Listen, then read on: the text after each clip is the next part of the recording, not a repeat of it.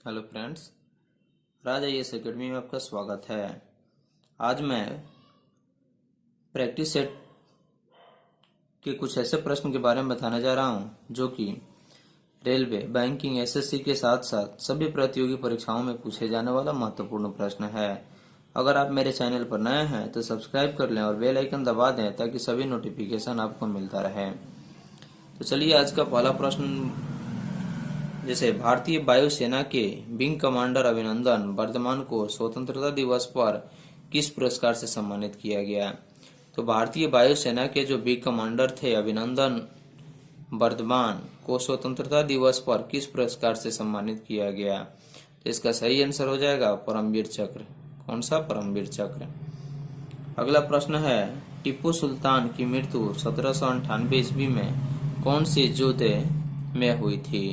यानी कि टीपू सुल्तान की जो मृत्यु 1798 ईस्वी में हुई थी वह कौन से युद्ध में हुई थी? तो इसका सही आंसर हो जाएगा श्रीरंगपट्टनम। यानी कि श्रीरंगपट्टनम का जो युद्ध हुआ था उस युद्ध में टीपू सुल्तान की मृत्यु हो गई थी 1798 ईस्वी में।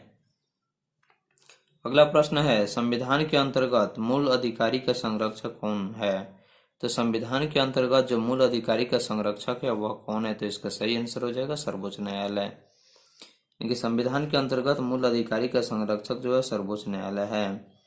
अगला प्रश्न है, मयूर सिंहासन पर बैठने वाला अंतिम मुगल शासक कौन था? यानी कि मयूर सिंहासन पर बैठने वाला अंतिम मुगल शासक कौन था? तो इसका सही आंसर हो जाएगा मोहम्मद साहब।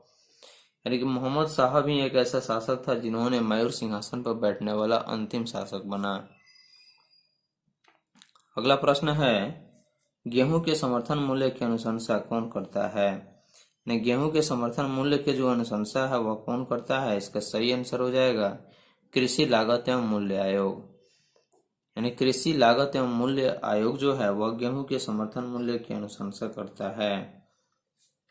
अगला प्रश्न है, राजस्थान में जैन मंदिरों के लिए प्रसिद्ध माउंट आबू किस रूप में जाना जाता है? यानी कि राजस्थान में जैन मंदिर जो है वह प्रसिद्ध माउंट आबू को किस रूप में जाना जाता है?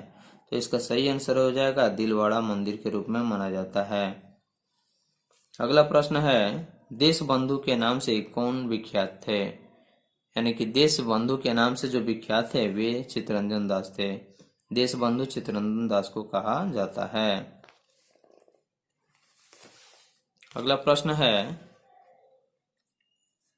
किस राज्य ने 5 अगस्त 2019 को मॉब लिंचिंग और ऑनर किलिंग के खिलाफ बिल पारित किया? यानी कि किस राज्य ने, कौन सी ऐसे भारत के राज्य है जिन्होंने 5 अगस्त 2019 को मॉब लिंचिंग और ऑनर किलिंग के खिलाफ बिल पारित किया? तो इसका सही आंसर हो जाएगा राजस्थान, जिसकी राजधानी जयपुर है। अगला प्रश्न है, मूल वर्धित टैक्स यानी वैट किस पर लगाया जाता है? यानी कि मूल वर्धित जो टैक्स है वह किस पर लगाया जाता है? तो इसका सही आंसर हो जाएगा उत्पादन के अंतिम बिक्री तक प्रत्येक स्तर पर। यानी कि उत्पादन के अंतिम बिक्री तक प्रत्येक स्तर जो होता है सभी स्तर पर मूल्य वर्धित टैक्स को लगाया जाता है। अगला प्रश्न है, हीलियम के नाभिक में क्या होता है? इसका सही आंसर हो जाएगा 2 प्रोटॉन। यानी कि हीलियम के नाभिक में जो है वह 2 प्रोटॉन स्थित होता है। अगला प्रश्न है, पेडोलॉजी किस वैज्ञानिक अध्ययन से संबंधित है? यानी कि पेडोलॉजी जो है वह किस वैज्ञानिक अध्ययन से संबंधित है? तो इसका सही आंसर हो जाएगा मिट्टी की पद्धति में। यानी कि मिट्टी की वैज्ञानिक से संबंधित है पेडोलॉजी। अगला प्रश्न है, स्टेनलेस स्टील बनाने के लिए लोहे में क्या मिलाया जाता है? तो स्टेनलेस स्टील को बनाने के लिए लोहे में क्या मिलाया जाता है? तो इसका सही आंसर हो जाएगा क्रोमियम और निकेल। अगला प्रश्न है, विटीकल्चर द्वारा किसका उत्पादन होता है? तो इसका सही आंसर होगा अंगूर का। यानी कि विटीकल्चर द्वारा अंगूर का उत्पादन होता है। अगला प्रश्न है, फलों को कृत्रिम रूप से पकाने में किसका प्रयोग की जाती है? यानी कि फलों को कृत्रिम रूप से पकाने में किस चीज की प्रयोग की जाती है? तो इसका सही आंसर है एसिटिलीन। अगला प्रश्न है, 1 किलोग्राम किसके बराबर होता है? तो इसका सही आंसर हो जाएगा 10 का पावर -12 ग्राम के।